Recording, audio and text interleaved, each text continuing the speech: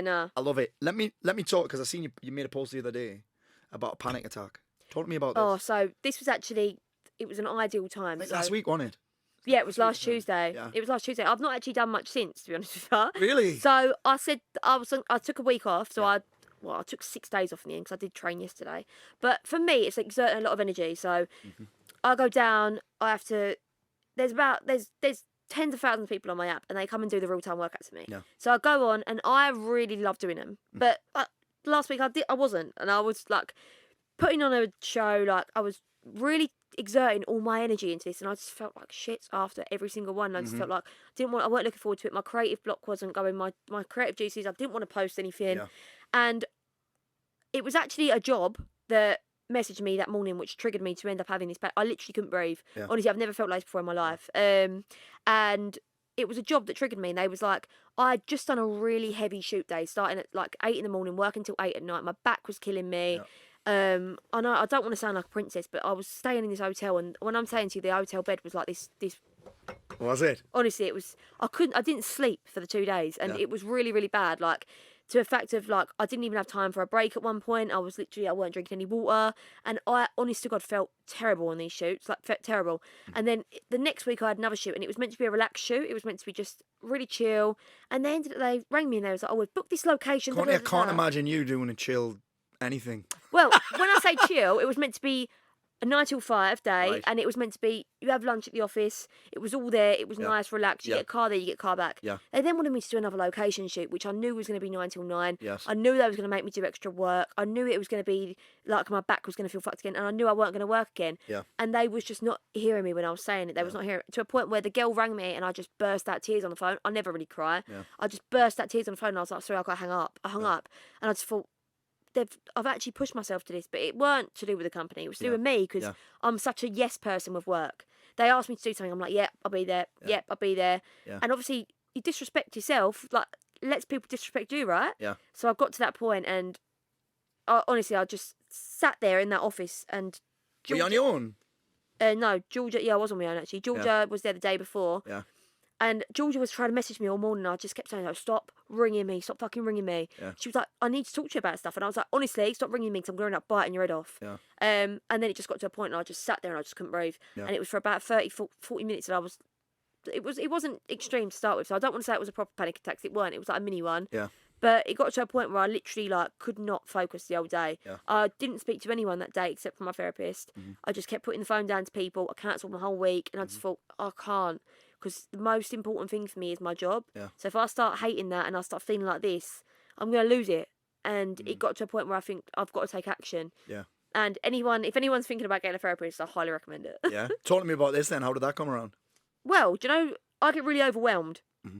So I get really overwhelmed all the time. Because you keep saying yes, innit? Well, it's just exciting jobs. It is. Things happening. Yep. Like, I just get overwhelmed. It's a good feeling, but it's also a really shit feeling. Yes. And I was speaking to this girl, Alice, on Instagram, and she has a therapist, and I was like, do you recommend me having one? She was like, yeah. Obviously, I'm not recommending a therapist, and same with me, I found my own. Yeah. And she was like, just do it. She was like, you might have to talk to a few people. I actually got really lucky. The first one I actually really liked. Did you? Yeah. She's wicked. She really challenges me. Yeah. But it's not like I needed a therapist. I don't think you need one to get one. Yeah. I didn't think there was anything wrong. Do you know what I think? I think the thing that you've said there is amazing. I talked to James Smith about this recently as well. That I think people confuse wanting to get better, wanting things to be better, with things being bad.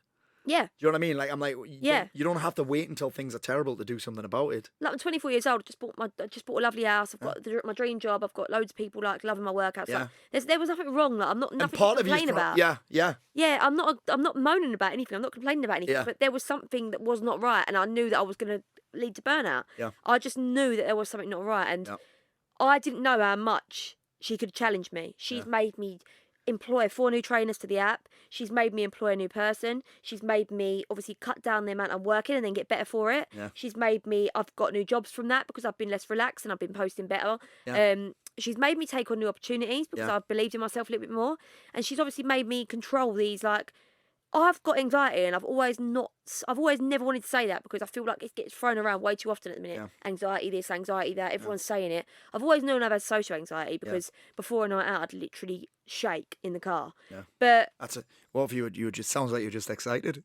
no, I can't wait to get it can't wait to get out. I say that at the dentist, I used to have panic attacks at the No, dentist. honestly, I'd shit myself. It's I'd mad. literally, before Really? I go out, I'd literally I wouldn't be able to talk in the car. I'd feel sick. Yeah. But then as soon as I'm there, I'm fine. Yeah. But she said to me, Isn't that always the case though? yeah, exactly. It's the before. It's thinking about it. That's the worst part. But all the things that I was explaining to her this day that I had the panic attack, she was like, you might not want to say it, but you have got anxiety. And I was like, she was like, it's not a bad thing. You don't have it all the time, but you definitely have elements of it. And I was like, well, yeah, whatever. If I do, I do. Yeah. And I feel like people just need to stop being so scared to admit that they need someone to talk to. Yeah, I think that people that have a tendency towards anxiety, always people that have a lot of energy. Because anxiety is a high energy state, right? It's got its own heart rate, it's got its own fucking temperature, it's got its own does things to your body. But then also I think that it goes hand in hand with creative people. 100%. Like you doing what you do is creative. Yeah. And almost everyone that I've worked with, and I've worked with thousands of people with anxiety, and they're always someone that's creative because they're creating problems in the head that haven't happened yet. Honestly. Do you know what I'm saying? If you could listen to my mind from someone outside, I feel like people would think I'm nuts, honestly, because I've actually got really good at, I'm going to sound like a right yogi here, but I've been breathing through it, but whatever. That sounds so sad. Mate, there's nothing wrong with that. No, I used to laugh at people that done this. But really? I wake up throughout the night probably twice, right? And I can't, it's mad. I'll get back to sleep. Yeah. But I wake up and I think about things, like think about what I've got to do, think about what I could be doing. Yeah, honestly, I go for a walk every I'm hearing that. I go for a walk around my house every morning at 4 a.m. before I go back to bed for an hour. Really? Yeah, it's weird, honestly. Like, but my brain doesn't switch off. Shit. That's great, man, isn't my it? brain doesn't switch off, but there's nothing wrong with that. I used to always say there was something wrong with that, and that is from toxic ex-relationships. Is it? Because I wake up at 5 a.m, say, all the time, like, and I'm not putting myself down for it anymore because it's a sick thing. Like, I go to bed early, I wake up early, and I'm so creative in the mornings. Yeah. But I used to get called a weirdo. I used to get called, oh, that's so strange. Like, what? Because you sleep into 11? Yeah. Well, it doesn't mean that I've got to sleep into 11. Yeah. It's not negative. It's not like I'm waking you up. Yeah. It's not like I'm being loud. I'm going downstairs and I'm doing work. Yes. Or I'm going downstairs, I'm going for a walk, I'm coming back and I'm getting back in bed after and pretending I was there.